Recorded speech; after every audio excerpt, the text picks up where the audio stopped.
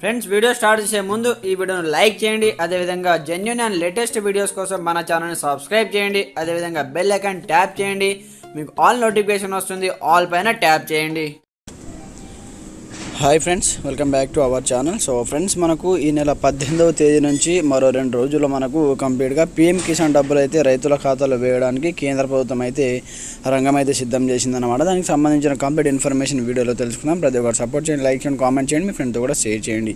మీరు ఇంకెందుకు ఆలస్యం, లెట్ స్టార్ట్ అవర్ టాపిక్.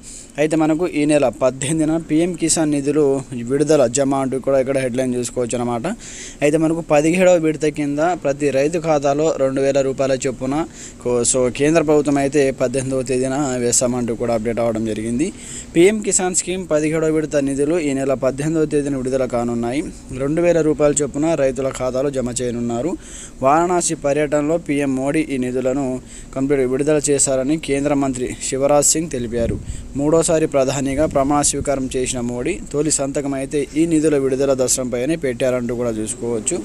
అయితే ఈ స్కీమ్ కింద మనకు కంప్లీట్గా ఏటా 6,000 రూపాయలను 3 విడతల్లో 2,000 రూపాయల చొప్పున రైతులకు పెట్టుబడి సాయం కింద అయితే కేంద్ర ప్రభుత్వం అయితే మనకు అందిస్తున్న విషయం తెలిసిందేనమాట.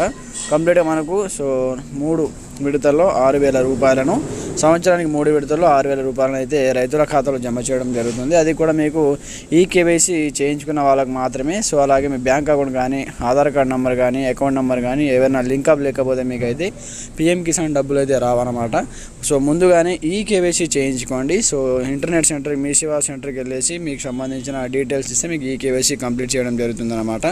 సో ఈ 17వ విడత కింద డబ్బులు అయితే 2,000 రూపాయలు అయితే 18వ తేదీ రోజు కంప్లీట్గా విడుదలైతే జమ చేస్తున్నారన్నమాట నిధులైతే.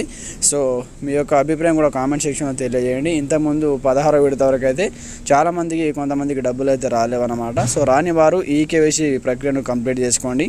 ఇప్పుడు 17వ విడత డబ్బులు అయితే మనకు అకౌంట్లో జమ చేయబోతున్నారు. ఇంకా ఎలాంటి సందేహాలు కామెంట్ చేయండి. ఛానల్ని సబ్స్క్రైబ్ చేసుకొని సపోర్ట్ చేయండి. Thanks for watching this video. జై హింద్.